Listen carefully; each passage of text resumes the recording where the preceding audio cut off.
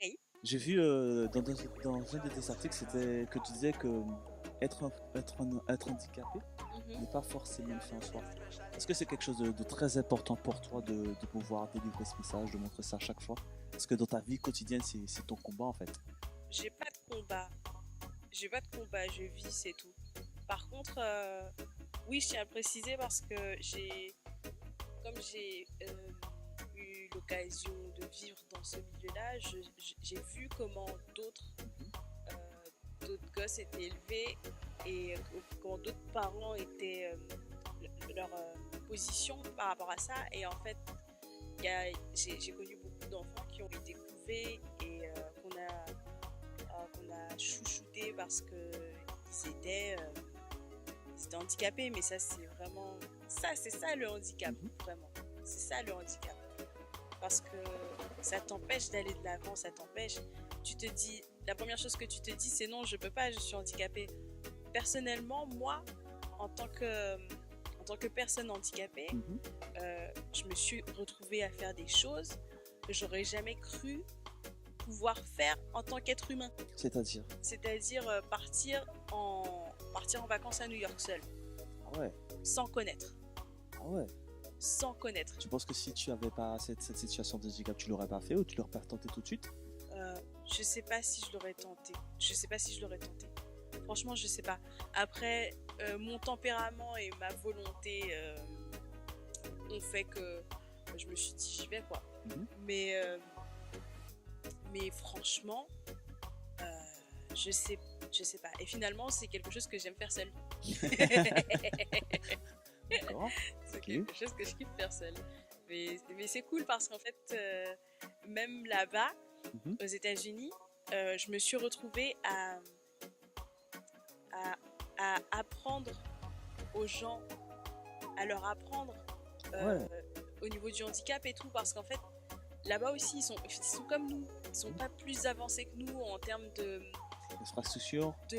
Pas infrastructure forcément, mais leur vision du handicap, c'est toujours quelque chose de très très contraignant.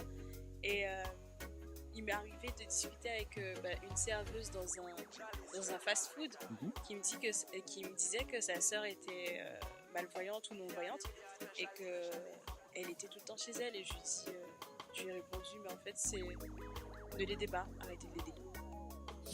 Si vous la voyez faire quelque chose. Ça a dû être choquant quand tu as dit ça. Ouais, ça a dû la choquer là. Peut-être, je sais pas comment elle l'a pris, mais je lui ai fait comprendre que la meilleure chose, la plus grande aide, la plus belle chose que vous pouvez lui faire, c'est de la laisser galérer. Parce que si elle galère pas, elle prendra jamais le taureau par les cornes et elle n'ira jamais de l'avant. Par contre, je reviens sur quelque chose avec toi. Ton rapport à la musique est assez particulier quand même. Ouais. Tu as commencé le piano à 6 ans, tu as fait la batterie à 11-14 ans si je me rappelle bien. Ouais, puis tu as fait du saxophone à 15 ans, puis tu as pris des cours de chant à 10 ans. Waouh. Tu vas t'arrêter à quoi là? Je sais pas, parce qu'en fait, là, je me suis mise à la compo. Et j'arrive toujours à me surprendre dans le sens où je découvre toujours quelque chose dans la musique que je n'avais pas fait avant. Et je trouve ça juste génial. Je me dis que si jusqu'à la fin de ma vie, je pouvais continuer à découvrir des trucs, c'est que vraiment, c'est mon domaine en fait. C'est mon domaine, j'adore ça. Et en fait, depuis que je suis gamine, j'ai toujours été attirée par l'audiovisuel de manière générale. Et à l'école, je savais déjà que je travaillerais dans le milieu du son. Je n'avais pas misé vraiment sur ma voix. C'était accessoire. Je savais que si ça ne fonctionnerait pas, ce serait dans la radio ou ingénieur du son. J'ai fait des études d'ingénieur du son. Et je voulais savoir comment ça fonctionne. Voilà. Et tu penses que c'est quelque chose que tu maîtrises à l'heure d'aujourd'hui? Tu penses que ça a un meilleur impact sur ta musique actuellement? Ah oui, bien sûr. Bien sûr. Tu as des petits secrets à me révéler là? Non, j'ai pas de secret à te révéler, mais c'est-à-dire que je suis tellement passionnée et j'ai été tellement passionnée pendant mon enfance et mon adolescence que lorsque je suis rentrée en école d'ingénieur et après, j'ai pris tout ce que je pouvais en fait pour pouvoir. J'ai pris les bases pour pouvoir me dire bon bah je rentre en studio. En fait voilà, c'était ça la démarche. C'était, je voulais en tant qu'artiste rentrer en studio et dire je veux ça, si ça, comme ci, comme ci, comme ça, tu me mets la piste là. Et en fait, c'est marrant parce que parce qu'en ce moment c'est vraiment moi et moi en termes de studio. Mais lorsque je rentrais en session avec différents ingés que je ne connaissais pas ou machin, ça allait très très très très vite. Il suffisait que l'ingé soit réactif et très au taquet, ça allait très très vite. Je pose une fois, rajoute-moi une piste, tu la pannes, tu la mets à droite, tu la mets à droite à demi. Ok, je pose ma voix, on refait. Non, c'est pas bon, on refait. C'est pas bon, on refait. Ok, celle-là, on la tient. Tu rajoutes une piste. On fait... Et c'était comme ça. Ça a toujours été comme ça. Jusqu'à aujourd'hui, c'est comme ça. Et c'est mon domaine, en fait. C'est à moi. Ça t'appartient. Ça m'appartient. Ça m'appartient. Ça, le studio et le live, ça m'appartient. C'est à moi. Ah oui, c'est vrai que tu nous as fait une prestation tout à l'heure là qui était pour moi incroyable. T'as traumatisé un petit peu le guitariste. C'est vrai, en fait. Je vous ai embrouillé tout à l'heure. C'est que vous savez pas. Non, C'est que... Bon, ça c'est des trucs off. C'est des trucs que normalement on ne devrait pas parler, ne devrait pas dire, mais bon. Mais, tout à l'heure là, quand ils ont fait les essais un petit peu. Oui, bon. Il y a eu un peu de friction. Mais en fait, tu sais. Mais c'était passionnel quand même. Hein. Oui, non, mais c'est ça. C'est ça. Et en fait, tu sais, ça m'arrive tout le temps. Et c'est-à-dire que tu pourras demander à n'importe quel musicien avec qui j'ai bossé. Une fois que je rentre dans le studio de répète ou je suis bossy, c'est-à-dire je suis autoritaire. Ma mère m'a déjà dit c'est pas la même personne. Ouais, mais c'est vrai. Ma mère m'a dit c'est pas la même personne, c'est-à-dire que mon visage, quand j'ai pas ce que je veux, mon visage est fermé. Je babille aussi, et je babille tellement fort. Et tu sais, le feeling c'est que la plupart, généralement j'ai un très très bon feeling avec les musiciens parce que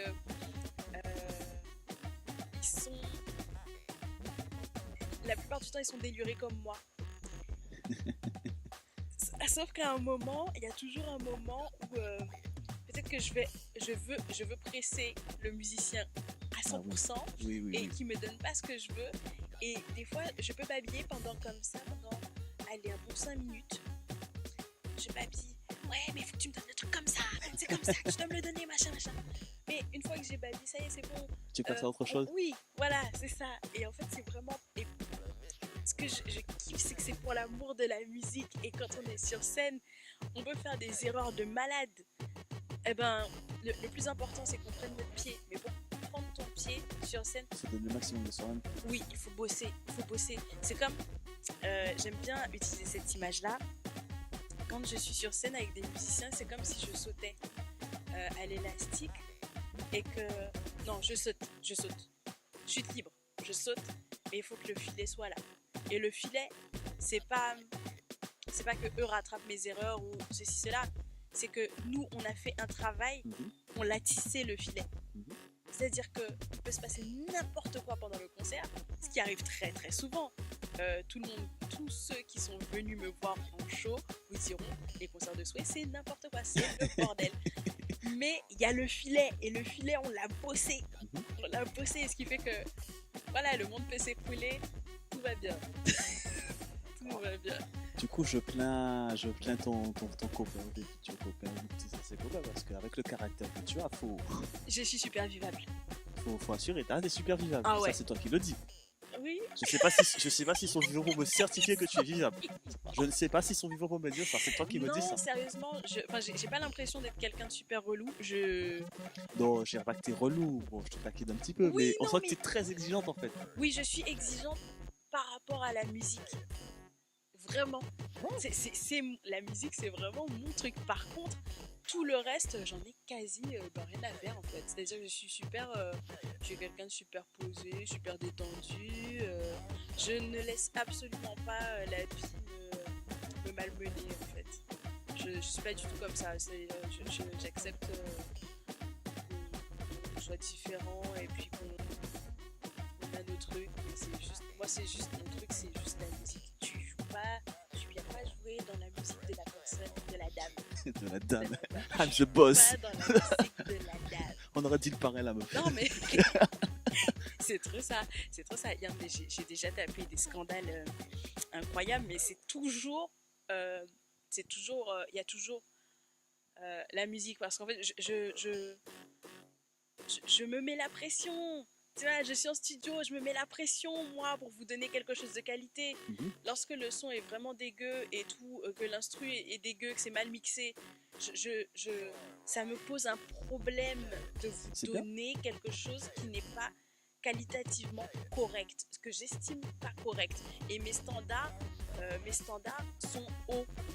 J'ai de hauts standards, je le dis, j'ai de hauts standards. J'écoute des trucs les trucs qui me pètent la tête, la plupart du temps, ce sont de grosses productions américaines. Par exemple, l'album de T-Pain, pas celui qui vient de sortir avec Lil Wayne, mais celui d'avant. Bon, ça, c'est un vieil album, comme c'est ça se dit, ouais. En plus, quand tu écoutes la sonorité, T-Pain, juste avant, donc c'était un album qui est sorti peut-être fin 2017, début 2018, quelque chose comme ça. J'ai pas aimé. J'ai pas aimé parce que j'ai trouvé qu'au niveau du son, la qualité des instrus, c'était bas de gamme. mais te le dit lui-même, il te dit que lui-même, il a fait fainéant sur cet album. Hein. Ah, et bah d'accord, on est d'accord. Par exemple, Chris Brown. Chris Brown, j'ai écouté Chris Brown en boucle pendant 15 jours, 3 semaines, les 45 titres tous les matins. Et je suis pas une super C'est fan de Chris Brown, mais là, Quand le je dois travail dire, est de qualité, il est je de suis qualité. devenue fan de Chris Brown. Incroyable. Et en fait, c'est ça. Et j'ai de hauts standards. Et je trouve ça inadmissible qu'on puisse donner aux gens des trucs et en disant ouais, mais bon, ils s'en foutent. Bah, peut-être qu'ils l'entendent pas, mais ça se ressent. Tu vois ce que je veux dire? Donc, à un moment donné, faut se sortir les doigts du cul. Et faut travailler, quoi. Travaillons et arrêtons de croire que la musique c'est facile. Tu te mets derrière ton ordi et puis hop. Non, c'est pas ça. Il y a des écoles pour ça, ça s'apprend. Il y a il y a des normes, il y a des formats. Je dis pas que tout doit être régi de manière carrée, parce que sinon il n'y a pas de place pour la créativité. Mais il y a des bases, et les bases, ça s'apprend. Tu peux les apprendre tout seul ou tu peux les apprendre, tu peux les faire enseigner.